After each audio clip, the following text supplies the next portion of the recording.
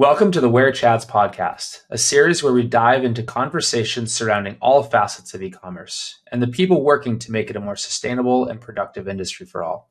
My name is Greg Moore, founder and CEO of WAIR, and your host for today's podcast. Join us as we hear Brian Taylor's story as he went from processing mountains of return products to developing a marketplace where shoppers can sell their would-be return products versus sending them back to the merchant. Hafback is cutting emissions and waste while improving each merchant's bottom line. Hey, everybody. We're here with Brian Taylor. Brian is the CEO and founder of Hafback, and we're super excited to have you on the show today, Brian. How are you? Hey, good. Thanks, Greg. Super excited to be on here with you as well. Awesome. So I love to start off this pod, and I learned this from a gentleman named Ramon Vela when he had me on his pod. He started with a question of what's one thing you're grateful for? And I was like, well, I can't rip that directly because that would just be mean, right? So one of the things that that conversation led me to think through is what's one lesson that has stuck with you throughout your life? Like it can be a slogan or a saying or a lesson, just anything that helps you kind of become who you are and you kind of think about it on a daily basis, even if it's totally subconscious. All right. So how can I do that without being too cheesy, digging into some of the business quotes? And man, I'm going to have to go cheesy just because I feel like I read this a lot in different startup books and I've kind of felt it myself, especially being in that startup world and the whole, what is luck? How does luck play into it? I had a football coach who always quoted this, and again, he didn't, create the quote, but it's, luck is preparation met with opportunity. Yeah. And I've heard so many startup founders talk about that. I listened to, the How I Built This Pod, and I think he always, ends with, how much of this was luck and smarts and hard work. And I feel like that's always been subconsciously in the back of my mind, especially get you kind of through those troughs, those days where you're just really grinding it out. And it's just, you have to keep putting yourself in the position for when the opportunity presents itself, you're ready. So that's kind of for me, it's always that nugget of, and I've read the book Alchemist. I don't know if you've ever read that. Yeah, I love that book. Yeah. So, and that's another one that kind of stuck with me is there's only so much you can control. And sometimes you just kind of got to, put enough out into the universe that it comes back. So I know that's probably a little much for some people, but that's for me, that's kind of really what subconsciously drives, I think, a lot of what I do. I love that. I mean, I think that at the end of the day, the concept behind it is that you have to be ready to accept luck, right? And if you're not there and you haven't done the preparation, then luck may come and go and you may never see it. Yeah. So I think that's really, really cool. So on that same thread, right? How do you put yourself in the position to be lucky? What are some of the activities that you just do day in and day out that gets you to that point? Yeah, I mean, I think for me, part of it is to say yes as often as you can. And for me, this is, I've done a handful or so podcasts now, and I would say me 6 months ago would have never thought it was something I would do. So it's say yes when opportunities present themselves. Say yes to anything that comes across your plate. You kind of have to throw a little caution to the wind, put yourself into potentially uncomfortable situations that are what really open those doors for you. So it's just always putting your best foot forward, always putting yourself out there, always doing the hard work behind the scenes. So when those moments do strike, you're ready to kind of capitalize on them. Yeah, I love that. The say yes concept is something I think not enough people really think about, right? A lot of times we like to sit kind of in our bubbles, and it's really hard to extend out of that. I mean, especially for networking. For me, oddly enough, I'm an introvert. Even though we just took this test and my whole team, I popped in my scores and it was I'm an INTP or something like that. Mm-hmm.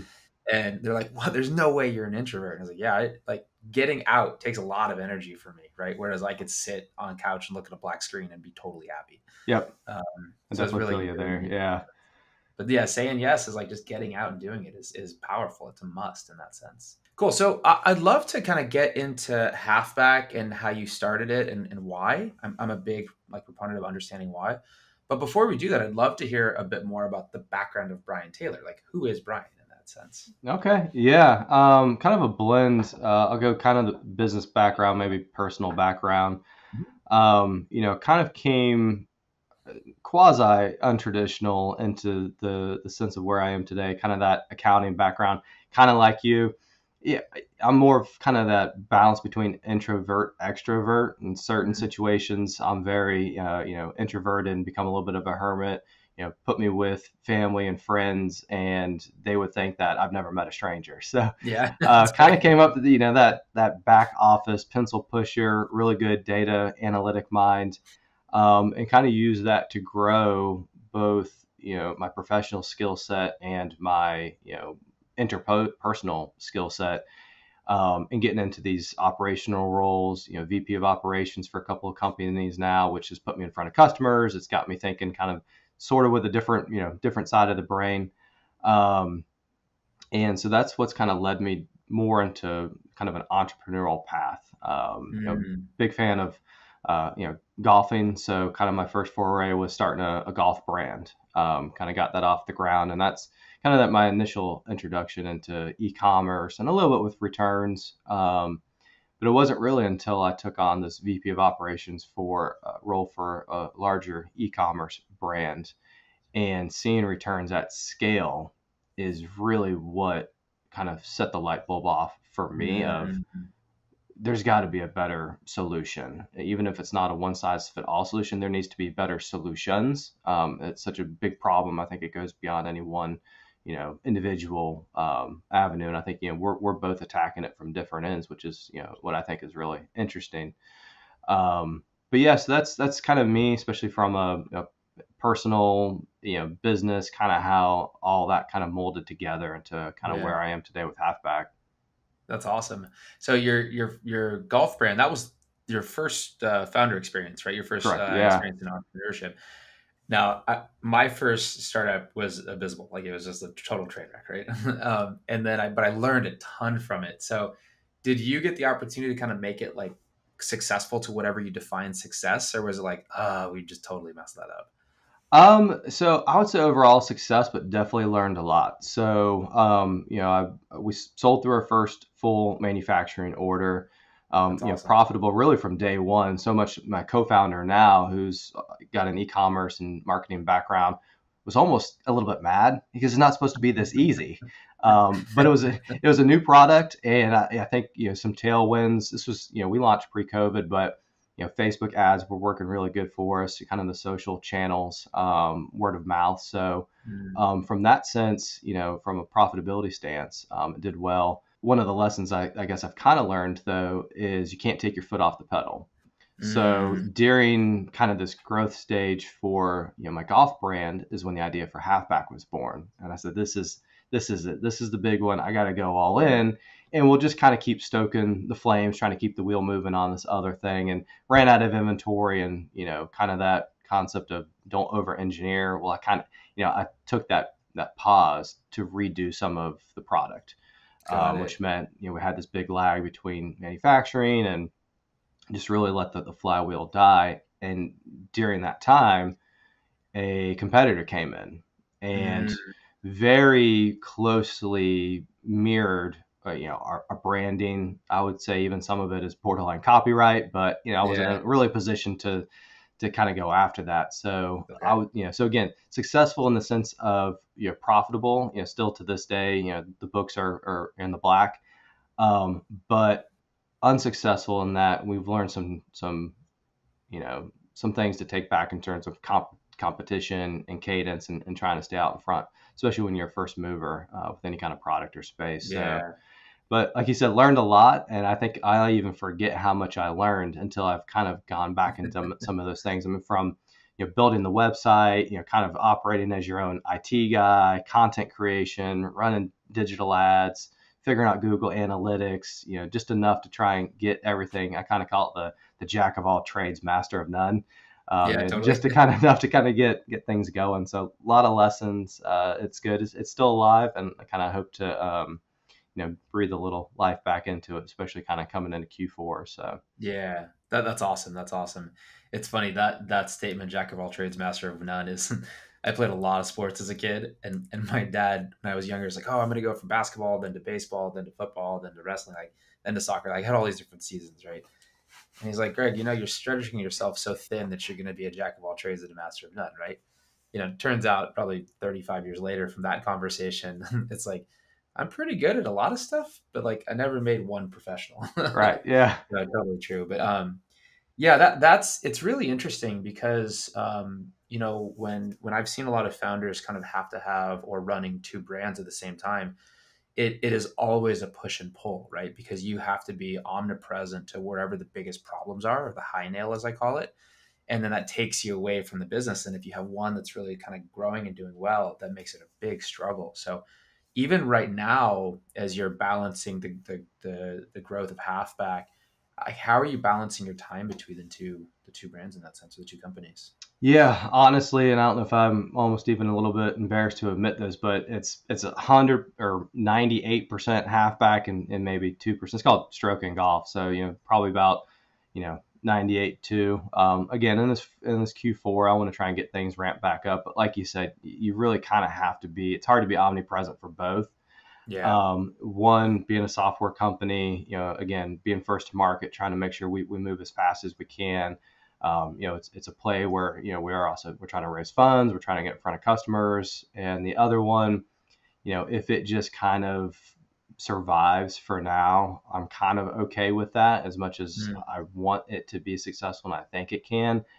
The other being halfback is just so much more involved, and I have to be, daily in it, to even say, hey, Monday through Thursday is halfback and Friday is the other. It's just not got it. even possible, because there's just too many moving pieces right now. Yeah, So, yeah, maybe one day we'll be like, I don't know if we can mention Elon Musk. I think yeah. he's kind of a black sheep out there right now, but maybe one day I can manage 5 or 6 companies like that. But Yeah, you probably got like 4 months ago, and that was a real good statement. Now you're like, yeah, I don't yeah, want to say it because I respect yeah, him, but yeah.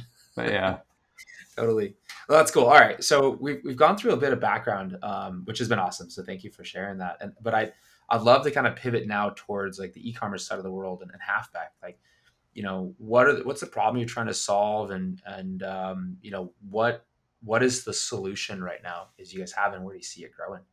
Yeah, so I mean, kind of similar to you all, I think you've kind of identified, at least for part of your solution, is as a prevention mechanism for returns. So, Hmm. for me, and I kind of go back to some of these previous roles and life experiences, is identifying the, how monumental returns are to online businesses. And so for us, that's what we're out to solve. And so while you all with WAIR are working on the prevention side, which I've kind of break Hmm. returns into these 4 R's, which is reduce, reverse, recover, and recommerce. So Mm, we're kind of trying to bundle up the other three and eliminate those, by keeping product moving forward in customers' hands, rather than sending them back. So, for us, it's, how can we build a sustainable return solution that's sustainable for merchants' bottom lines, but also for the environment.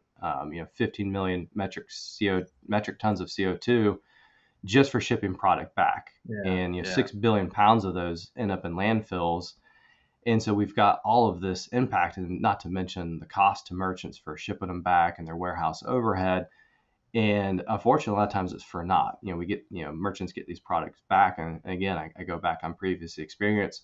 The product may itself physically be fine, but you've got packaging issues, you've got, warehouse and storage issues, you've got channel issues of, how are we going to resell these items, whether it's, Hmm. open box or liquidation, donation. I don't think a lot of people realize that sometimes it's even hard to give stuff away. These Yeah. donation centers reach capacity issues. I mean, I had a warehouse just stacked full of returns because it was a home goods brand. So a lot of our stuff went to Habitat for Humanity, and they said we don't Mm. have space. We don't have trucks to pick it up. We don't have space in our warehouses.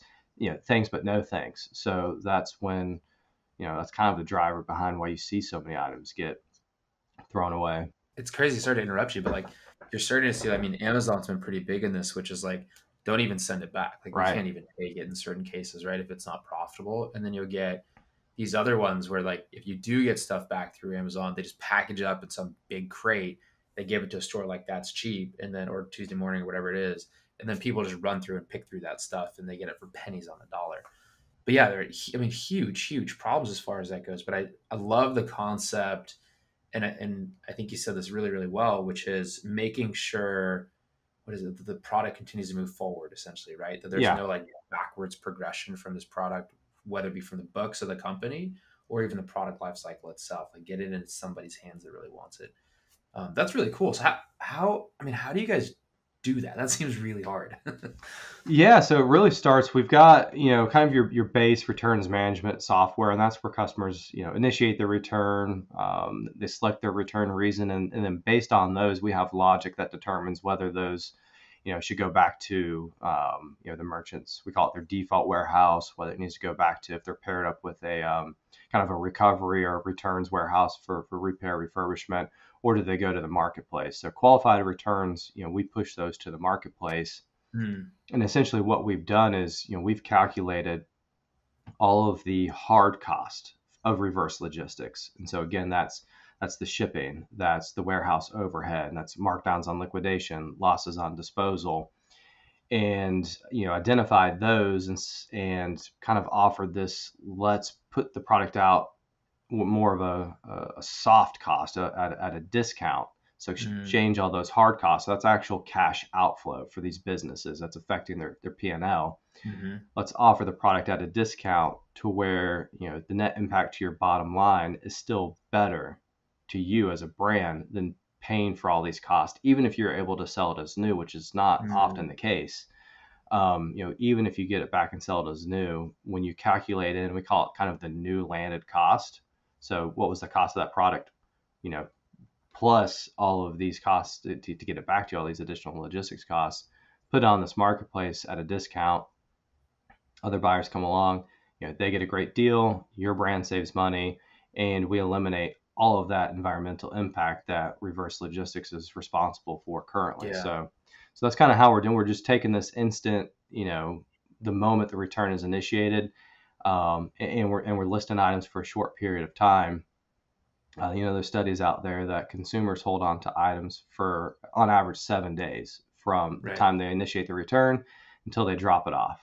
We initiate, hey, I don't want this anymore.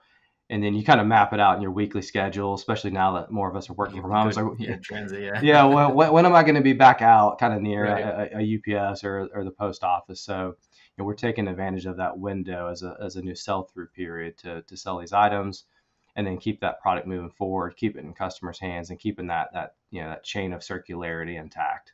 Let me kind of walk through it as if I was a shopper here. So I go somewhere, I buy, let's say I go to Build Basics, right? And I buy like a t-shirt. And for some reason, I'm like, oh, I don't want this t-shirt anymore. I would go through your logistics platform, like instead of a Returnly or a Loop or something. Correct. And depending on the triggers depending on the selections that I fill out, it's either going to go back to them, out for repair, or made available in this marketplace. If it goes back to them, they're responsible for all the reverse logistics costs, whatever else. But if it goes to this marketplace, does it then stay with me until it's sold, or do I send it back to like your warehouses that you control, and then you have to deal with the cash liability or the cash burdens from the customer in that sense? Like how does that part of it functionally work? Yeah, so kind of today, version 1 for us, the biggest impact we can have is if we never send it back. And again, that impact is both financial and environmental. So there's not as much savings if we got to send it back to a warehouse that we're operating. Again, you've got, the environmental impact, but obviously we would have to charge merchants for that, for that service, which those services exist. So right now it's, you initiate your return, you'll get an email, says great, be on the lookout for a return label. We let the merchants determine how long they want these items to be listed for. So it's kind of a fast lightning sale kind of a concept of, let's give these items 1, 2, 3 days, see if we can sell them through. If that window closes out and nobody comes along and purchases it, you'll still get your return label emailed to you. So either way, you get a return label. Really what we're doing the shopper's taken care of either which way. Correct. Yep. Yeah. Okay. So there's really no additional impact to the customer experience there. Because most people are holding on to these items, that, really we're just kind of taking advantage of that holding window, but you still get refunded in whole. It's not predicated on what that item sells for. Your experience is the same. You pack it up according to the merchant's, return requirements, original packaging, tags intact, all of that. You're still slapping the label on the box, you're dropping it off, and really we're changing the end destination of where that product Got is it. going. Got it. Got it. That is so cool. That's really cool. So I Thank you. mean, the hard part there, I mean, there's this logistics side on the backside, which is challenging but doable. Right? That part's, yeah, it's kind of been. I don't want to say it's been done before because this is a new flavor of it, but like reverse logistics is a thing that's common. But on the front side, building out that marketplace, like that's got to be just mind-boggling. Like how are you thinking about going about, building the marketplace such that you have these consumers that are like, it's almost like waiting for a drop, right? Like what's coming Yeah. out today, and like how do I like hammer on the stuff and then make sure that I get it? How are you guys thinking about building that thing out? Yeah, so building up the demand, we do a couple things. So, when we integrate with, our partners, we go ahead and bring in all their digital assets so they don't have to stand up additional images, all of their copy. It gets ported in, and that allows us to drive some demand initially. So you can sign up for a back in stock notification. So basically, as soon as a return is initiated, you get emailed so you can go on and buy it. So we're kind of doing that to be able to kind of build up the cadence and the transactional Mm-hmm. volume, and so kind of let people know what may be coming, Okay. so that you can say, hey, I love that shirt or that pair of pants or those shoes. Yeah. If I can pick that up at this discount, let me know. I'm going to come back and buy it. We're on a roadmap soon to introduce some kind of pre-purchase functionality so that you can almost even have the transaction queued up. So, hey, I want this. Huh. I'm gonna go ahead and kind of do a pre-purchase. We're not going to charge you, but as soon as that return gets initiated, we can basically close out the entire cycle. You would get your return label immediately. Product comes to you. And then, Mm. we're kind of building the top of the funnel. One of the things we're fortunate to kind of take advantage of, Recommerce is booming right now just because, Yeah. people are trying to stretch their dollar. So, kind of, Recommerce shoppers are a little bit referred to as treasure hunters, right? We may not Yeah. be seeking out Mhm. any one particular thing, but hey, if something catches our eye and it's a great deal, I'm going to scoop it up. But sustainability is driving a ton of new purchasing behavior as well. So, we have the benefit of filling our funnel with these treasure hunters plus these sustainable shoppers that, again, they may not be searching for any one particular brand, but they may be in the need for a new pair of pants. So they're Yeah. going to Yeah. start and they want to buy it sustainably. And because we're keeping product, within this, circular, economy model, they can feel better about buying these products, especially if it's from a sustainable brand to begin with, which is kind of our target, market. So, Yeah. that's how Dude, we're that's trying to build up awesome. that transactional volume to make sure things Okay. are moving quick. That's so cool. So in the future, so right now, I mean, you guys are taking like end to end, right? I mean, all the way from like the returns management through the marketplace and the distribution thereof. In the future, do you feel like you can hold all that in, or like on the returns management piece, do you start to license through like Loop and Returnly and Happy and whatever else, so that like they can do what they're really good at? But then if people fit this like logical flow where it's better for them to go through your marketplace, then there's this automatic push in that direction. Yep, absolutely. That's 100% on our roadmap. And we're Mm. starting to try to have those initial partnership conversations today. Is that, especially my background and what we're building from more of a logistics and kind of marketplace, model and solution. And, if you're a merchant and you're using one of these other returns management providers, that we will integrate with them, because there are some great software builders out there. Yeah. And, based on, what your brand is and your needs, certain ones specialize in different feature sets and different, other downstream integrations. So if we say, hey, you're partnered up with a Loop Return, you love their software, that's great. We can integrate with them so that you can Mm. still, check a box and say, yes, push my stuff to the marketplace. And, systems will talk to each other and we'll facilitate the same, peer-to-peer, logistics solution. Very similar. Loop is, this summer partnered up with Happy Returns. Loop wants to Yeah. build software. Happy Returns wants to play a little bit more in the Facility logistics and integration. Yeah. consolidation Totally. space. So, hey, use Loop software, use our drop-off locations. They kind of license each other that way, and we kind of see ourselves fitting into that same model so that we can Okay. really kind of explode this thing and not be limited to, having to get people to choose between one platform and the other. In Mm. terms of, software, we want to really be the leader, and kind of coined the term and trademarked the term returns recommerce. So we want to Yeah. be the owner of returns recommerce and let other people be able to integrate with Really us. very good at it. That's Yeah. awesome. So I mean, like, all right. So kind of a sensitive question here. So feel free to answer how you want to. But these returns management solutions, like, all got snatched up last year, right? I mean, like, they're basically all purchased outside of, like, I think Loop, like the Yeah. big one. Yeah. Like, I could easily see them be like, yeah, Halfback, we want to buy you now, right? And just like build this into our stuff. If that were to happen, obviously price dependent, but would you be like, yeah, it's great? Or you're like, no, no, no, this is huge. We're going to go run this ourselves. And like, you can invest in this type of That's thing, right? the million, 10 million, $100 million Yeah. question that every entrepreneur kind of toys with. For me, I think it would depend on the partnership. I would Mm, certainly not be opposed, but I would want to be involved still. I wouldn't want to just cash a check and walk away because, yeah. I am passionate, about this solution. I do feel it's got, huge legs. And I think it can really have a big impact on sustainability as well. Right. So it's tough. You couldn't. There's no way I could just sit here and say I would turn down every offer because I'm Mark Zuckerberg and I know this thing's going to just be giant and I don't care what Right. size your check is. But it would be, I think, partner dependent on how they plan on managing it. Can I still be involved and help grow this thing? Yeah.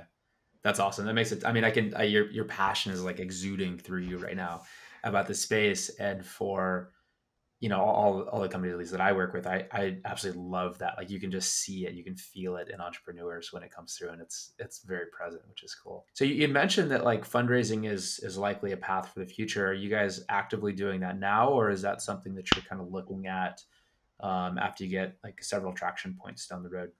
Yeah, something we're looking at now, and you know, first foray into a venture that would kind of look to that fundraising path.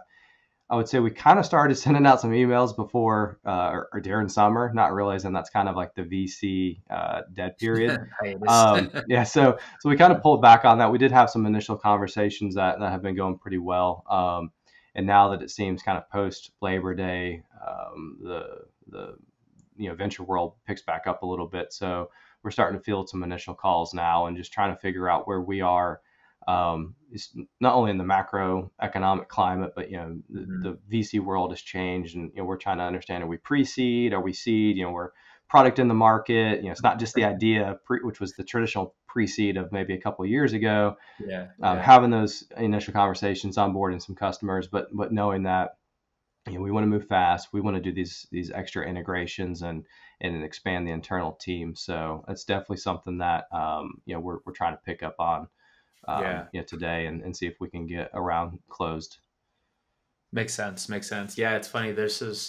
It's one of the businesses where like I'm sure there's IP in it, but it's almost like speed to market is the real IP, right? Right. Yeah. Um, and then customer satisfaction, like just making sure that it's a seamless experience, which is really hard to do in this space. So yeah, that's awesome, man. I love it. So as you think about this, and you think about, you've obviously thought a lot about like, e-commerce, especially from the post purchase side of the world. Like, where do you see the next 7 years? And this is one of those vanilla questions, but I feel obligated to and to ask it. Right? Is like, where do you see commerce, and especially the sides of commerce that you're very focused on? Where do you see that going in the next 7 years?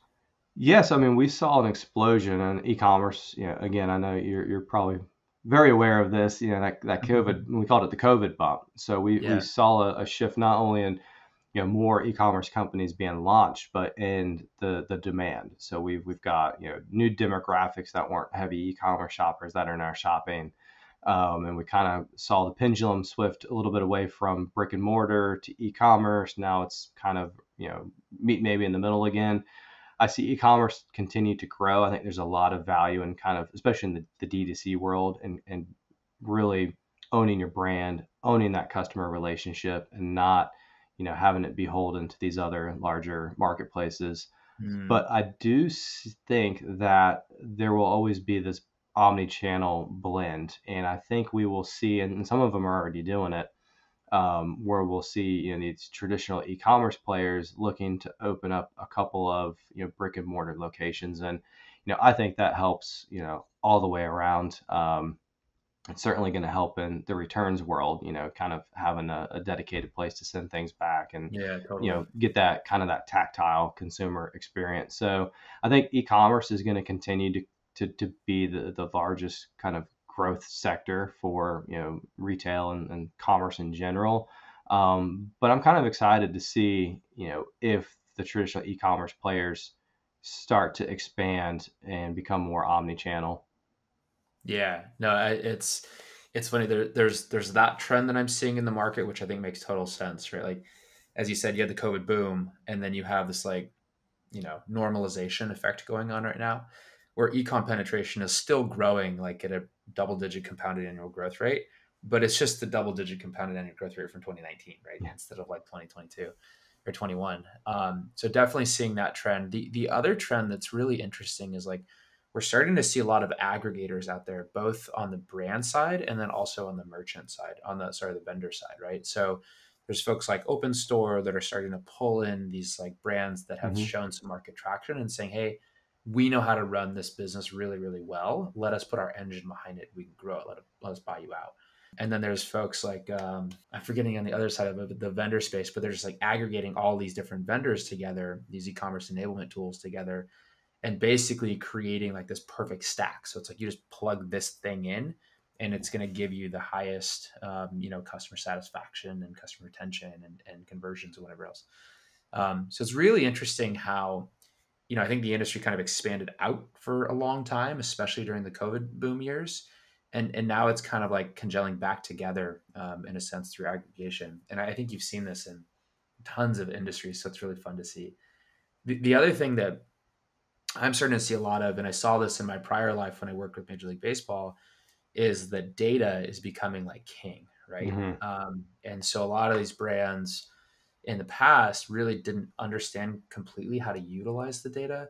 And now there's like all sorts of data warehouses, like Alloy's pulling together all the tools and everything else. So you get the data sources in your BI tools, and you can start to make decisions. And so you're starting to see these teams, especially on the merchant side, where they're actually bringing in data scientists and data analytics and data engineering to really understand what's going on. And that I think is probably that's what I'm probably most excited about because I'm just a total data junkie.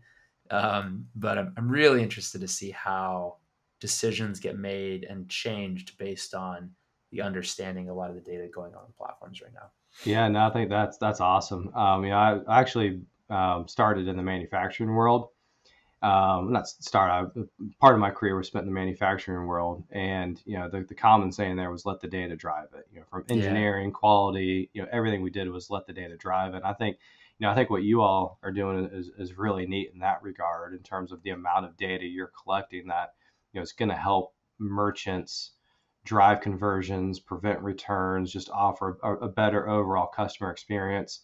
Mm. I don't know if you all are doing this yet, but I mean, I could also see it being incorporated on the production side. So, I mean, how do they hone in on, what is the optimal, inventory mix to produce to? So, Yeah. yeah, It's funny that that's how we started into the apparel side, right? uh, So first it was like go understand the human body and body dimensions, and then we did a lot of pro services work for like big enterprise brands, like just household names of like redesigning their products to best fit the human bodies that they serve, and then also regional inventory management, like how do they strategize around like what size runs to push out based on the bodies that are part of that region. So yeah, I think operationally there's so much there, and it's really cool to see. yeah. But Brian, I've kept you for a long time. This has been a really fun No, conversation. I think. it's just flowing by, and you've had so many great questions. I wish I could have maybe even snuck in a couple, but before we cut out, you asked me a really good question at the beginning. I feel like I need to kind of put one back your way. Is Mm, you've been you Fit 3D, where I know you've learned a lot, kind of your entrepreneurial journey, and would definitely consider you somebody that's you're further along the path than I am, certainly. So what's something that you've learned that you would like to kind of put back out into the startup community? all right, I see you turning the tables on me big Yeah, time. yeah, well, All right, I yeah. got you. Yeah, so I think there's a couple things, but to simplistically put it, I think that when you're in the really early stages, you have a tendency to like take on the business, right? Like the business is me. And then as you start hiring people onto your team, you start having to kind of give away pieces of that business, right? Because you obviously can't do it all as it continues to scale. And I think one of the things that I really fell victim to, especially early on, was bringing in people that on paper sounded great, but didn't necessarily have the capabilities of truly taking over a role within the business and then autonomously running it. And so it was really like me over managing them in a sense, right? And I wasted a lot of time on that. And so I think that the probably the biggest, this is again for like the non-solopreneurs out there, but if you're looking to build a team and looking to build a big business, hiring the right person for the role that can literally take it off of your plate will save you years worth of time, because you make one bad like middle or upper management hire and it's 6 months down the drain, right? Because you can't evaluate even their successes for the first three, then you evaluate it, then maybe they're not doing it, then you probably have to let them go, then you have to rehire again. And so by that time it's 6 to 9 months later and your needle hasn't moved, right? Um, so I'd say like the biggest lesson that I think that I'm really starting to lean into now is that when we make hiring decisions, we make sure that we are darn certain that this person is truly going to take and autonomously take work off of whoever's plate that they're getting hired by, right? And that's probably one of the biggest, hardest lessons that I've learned through the, I guess 9 years of entrepreneurship that I've had this far. Yeah, no, that's awesome. That's awesome feedback and guidance, and it makes sense, right? I mean, especially to go from kind of being the jack of all trades and wearer of Yeah. all hats, and then Right. again, you see somebody that looks great on paper, and then you bring them in, and it's ends up not being a fit. It's a long, painful cycle for sure. Yeah. Yeah. So that's a big thing. There's a million lessons, right? I mean, like that's kind of the beautiful thing. I remember when I started Fit 3D, I had been kind of like developing it for about a year before, and my wife came home and she goes, "Hey, we're pregnant," and I was really excited, right? And I was like, "Hey, I'm quitting my job," and she's like, Yeah. "What?" And I was like, "Look, the reality is that I know that I'm marketable, right? I can go find a job, but if I don't take this risk now, I never will." And my hypothesis is that I will learn like 10 years of work experience in probably 1, maybe 2 years.